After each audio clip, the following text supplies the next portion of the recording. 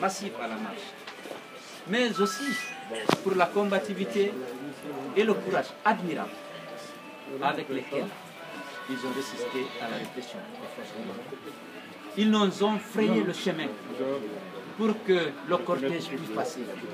J'ai vu des jeunes déterminés, j'ai vu des jeunes courageux, combatifs, qui n'ont reculé devant rien, ni l'eau chaude, ni le gaz lacrymogène, ni le jet de pierre.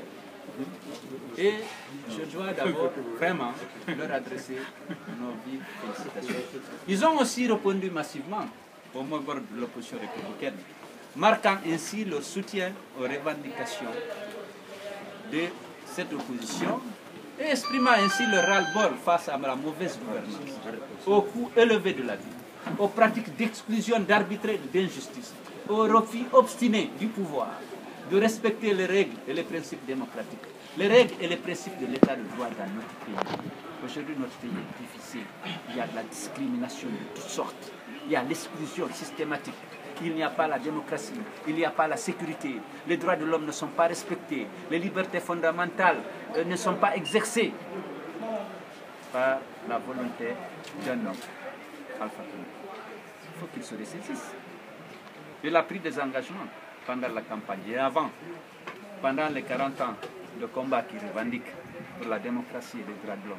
C'est le moment de montrer au peuple de Guinée qui se battait non pas pour le pouvoir, mais qui se battait pour l'instauration de ces valeurs, l'état de droit, la démocratie, les droits humains. Aujourd'hui, vous le savez, l'opposition dans ses marches pacifiques autorisées par la Constitution a subi des préjudices énormes. On a assassiné 25 de nos jeunes qui manifestaient pacifiquement. Jamais Alpha Condé n'a cru devoir ordonner l'ouverture d'une enquête autour de ces gens, comme si ce n'était pas des Guinéens. Jamais le gouvernement n'a daigné adresser des condoléances aux partis dont ils étaient membres, ou au moins aux familles dont ils étaient issus. On nous gaz, on nous frappe, on a amputé des jambes.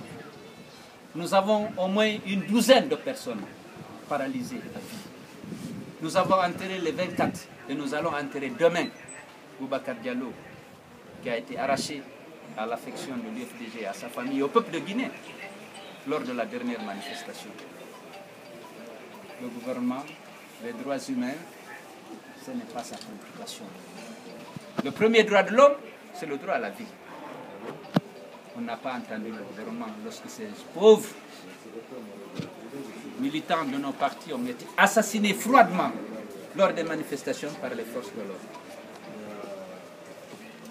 On n'a pas vu le gouvernement s'émouvoir. On l'a vu plutôt au chevet des gendarmes et des policiers blessés. Mais on n'a jamais entendu l'État, le représentant de notre État, de notre République, s'exprimer ou ordonner une enquête. Il y a des assassinats dont les assassins sont connus par nos militants parce qu'il y en a qui étaient présents. Ils savent même identifier, mais il n'y a pas de volonté politique d'identifier les coupables. J'ai reçu beaucoup de gens qui ont dit « je connais celui qui a tiré ce frère ». J'étais à côté, je le connais de vue et même de nom. Mais ce n'est pas la préoccupation du gouvernement. Pour Alpha Condé, les militaires de l'UFDG ne sont pas des citoyens. Donc, tout cela aujourd'hui constitue des sources de frustration pour notre peuple. Le manque de volonté d'aller à des élections transparentes constitue une autre source de frustration. Mais le coût de la vie. Tous les investisseurs partis, on a détruit les emplois, les opportunités d'emploi. Combien d'entreprises ont fermé? On va me dire qu'on a augmenté le salaire des travailleurs. Mais ceux qui ont des salaires, le nombre de ceux qui ont des salaires, des revenus constants, fortement diminué. Combien tous ces projets miniers auraient créé d'opportunités d'emploi pour notre jeunesse? Combien une politique avisée et responsable, combien d'investisseurs une telle politique aurait attiré dans notre pays qui a un potentiel énorme? Mais tout le monde est suspect. L'inexpérience, l'incompétence et le souci d'exercer un pouvoir solitaire pour la satisfaction exclusive des ambitions personnelles, au lieu de penser à notre peuple. créer des opportunités à ceux qui ont des talents, à ceux qui ont des ambitions, favoriser l'investissement dans le pays pour permettre d'accroître la croissance et de créer des emplois. Tout cela. Combien de Guinéens assurent le repas par jour aujourd'hui? Ils ne sont pas nombreux. Voilà pourquoi nos appels aux manifestations pacifiques sont massivement suivis, aussi bien à Conakry qu'à l'intérieur de la Guinée. Monsieur le Président, selon le reporter qui était sur le terrain, la gendarmerie a utilisé des balles réelles et certains des militants ont été blessés entre le siège de RPG et le rond-point Amdalaï.